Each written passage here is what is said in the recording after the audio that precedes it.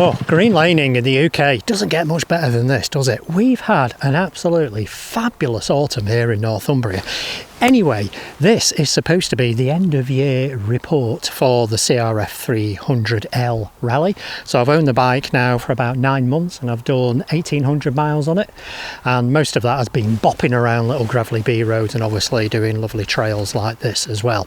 So in terms of the report card, we'll be running through the positives, the negatives. Is there anything that I'm going to change? What are my plans for the bike? And if I was going to swap it, what would I swap it for? And the keepability rating. So we're going to run through all of those now. But let's talk about the positives then. Now, I've done all the stuff about reviewing the machine in previous videos, so this is very much positives from, my own expectations. And what I wanted to do with the bike was to get back riding some gentle trails like this and seeing some beautiful places. So in terms of meeting those expectations, it's been 100%. It's allowed me to do it. It's allowed me to slowly build my confidence back up in terms of trail riding. And, and it's also a good B-road bike. Now, what I would say is it's not a B-road blaster, whatever that is. And what I mean is, the reason why it isn't rather is because of the long travel soft suspension. If you start slamming the brakes on, you just sort of like pitch up and down, like Captain Pugwash in his boat. So it's not a B-road blaster, but it's good for those sort of B roads that here in the UK link these kind of green lanes up. So I'm talking like gravelly little white roads, I think white laning. Thanks Pete Cunningham for that phrase. So yeah, it's good for those little roads, but it's not good for hooning around, fabulous twisty B roads with really great tarmac, because you'll just bounce about all over the place. So that's the positives. It's met all of my expectations. So in terms of the negatives then, well, again, I've talked about the suspension and all that kind of good stuff, or bad stuff, so I'm not going to go over that again. Yes, the suspension is soft. If you're serious about off-road, you need to get it replaced. For me, personally, in my current situation, I like it being soft because I'm still struggling to get on the bike, and a lot of the time I'm sat down, so I'm kind of picking my way around stuff, almost as though it's a trail bike. Now, one thing that is an absolute negative to do with the machine, and this is a first world problem, and that is the buttons on the dash. They've kind of got this rubberized, kind of feel to them, but you can't actuate. They're really tough to actuate. I mean, you end up prodding them dead hard and nothing much seems to happen, and I hurt my thumb. So yeah, that's about the only kind of genuine negative with a bike, really, to be honest. As I say, change the suspension if you're serious about off-road stuff, but apart from that, it starts every time, totally reliable, doesn't use any oil, and more importantly, it's quiet. It's a really quiet bike, which I don't like loud bikes, and particularly when you're off-road. When you're doing UK green lanes, you don't want to upset anybody. So this is just perfect, absolutely perfect. So yeah, that's the only negative, the little buttons on the dash. Hello again. So the good news is I haven't got a puncture. I've just been doing some trail riding, so my tyres were down at about 15-16 psi, and I'm just about to hit the road again, so I'm just putting a bit more air in them. There we go, 20 odd should do it. Brilliant. Okay, so what's next? Well, am I going to change anything on the bike? Well, I've already talked about the suspension, so for the time being, the suspension suits me, being soft and bouncy and stuff. But what I am definitely going to change, and this is in some ways connected to my change of plan, which I'll talk about later, but I am going to change the tyres. I'm going to get something that's a bit more off-road, a bit more aggressive off-road, so a bit more knobbly. So, probably Pirelli MT21s or Michelin trackers or something like that. So let's have a look at the rest of the end of year report card for the Honda CRF300 Rally. And the first one is plans for the bike. So the original plans for the bike were to do some kind of long distance stuff. So, take it over to Europe, do the easier bits of the TET and also the military roads over the Alps. However, with my recent trip over to Europe on the ADV 350 scooter, I've kind of reluctantly realised that from a personal perspective, I probably find the Honda 300 Rally to be a little bit challenging to do that kind of work, because if you think about it, say that was a 2,000 mile trip, probably 300 miles of it would be off-road, and for the remaining 1,700 miles I'd be on tarmac, small roads and stuff, and that for me would be just a little bit too much of a compromise and probably a bit too difficult for me. So I'm going to stick to the ADV 350 for long distance stuff. So what that means then is my plans for this are really just trail riding.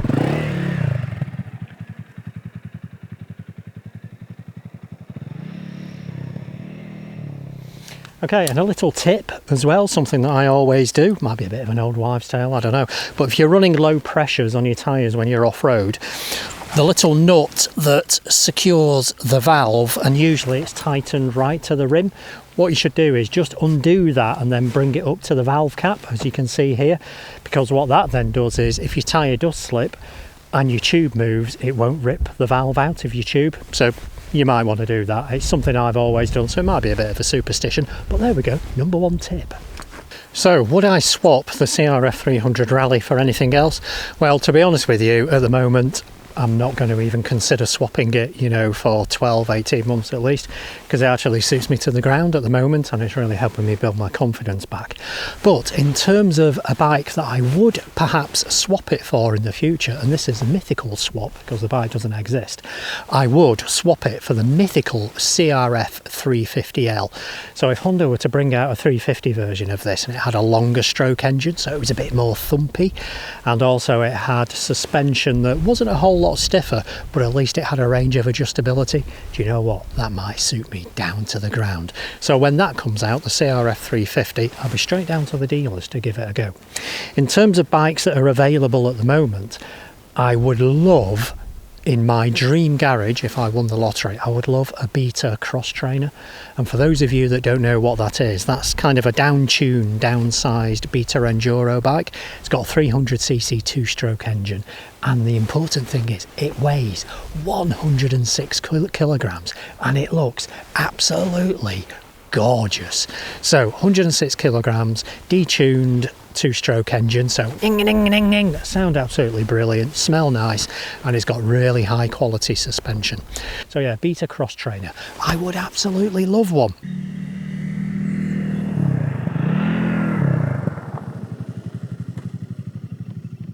So 5 minutes after saying that, you can imagine what happened. So Honda introduced a new version, or slightly updated version of the CRF300 at EICMA this year. So I'm not really that interested in it, really, to be honest. I mean, it's got bold new graphics and I think they've slightly updated the suspension, you know, so it's not really worth swapping the my 2024 for the 2025. However, there was a bike that was announced that I am quite interested in, and it kind of almost fulfills what I was saying before about, you know, a longer stroke engine and better suspension, and that is, of course, the Suzuki DR4S and also the Supermoto version. Now, it seems to be a heavily reworked version of the DR400, you know, an absolute cracker in the dual sport and off-road world, absolutely brilliant bike, and I did own a DR350 back in the dim and distant past. So the DR4 could be something that I could be quite interested in. Couple of downsides to it, of course, in this Euro 5 Plus world, it seems to have gained weight and lost power, and that always seems to be the case. And also, I'm not sure if I quite like where the catalytic converter is right at the beginning of the exhaust header, you know, because it does that thing where it looks like a python that swallowed a pig, and that might be difficult for aftermarket exhausts as well. And of course, I think it's still got 5 gears, and you know, anyway, but regardless of that, it looks like a really interesting bike, and it kind of fits everything that I would want for a bike that I would swap for this. As I say, thumpier engine, better suspension, feels a bit more, you know, kind of like rugged and stuff. So yeah, I'm going to have a look at the DR4, but even if it isn't the right bike, at least what it does demonstrate is that some of the mainstream manufacturers are actually starting to produce the bikes that we've kind of all been after, you know, simple, rugged, little bit bigger, not too fast, not too heavy.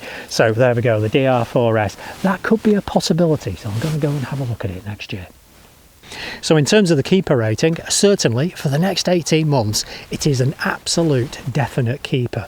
Unless, of course, I win the lottery, then I'm getting a Beta cross trainer, or Honda bring out a CRF350L. Oh, please, Honda, please.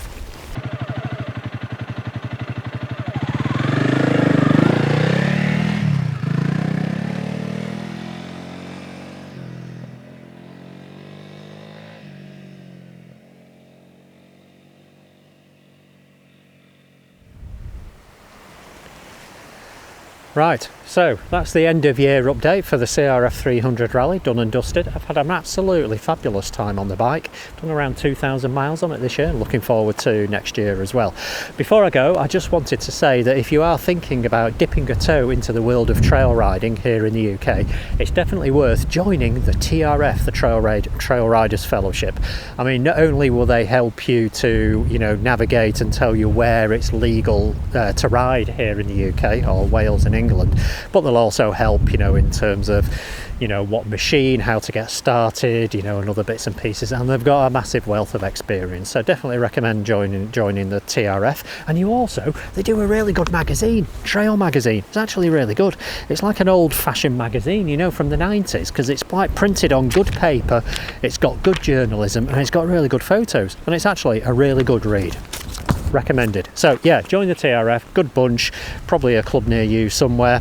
So on that note, I will leave you until next year. So it just remains for me to say thank you very much for watching. Hope you've had a good year. Enjoy the Christmas and the New Year, and I will see you soon. So I'm now off behind this tree to read my copy of Trail magazine. Hello again.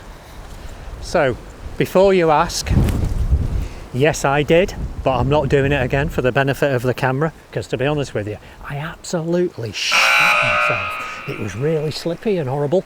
So the idea was I was going to come this side of the little stream of the ford, set the camera up, and get some great shots of me splashing through the water.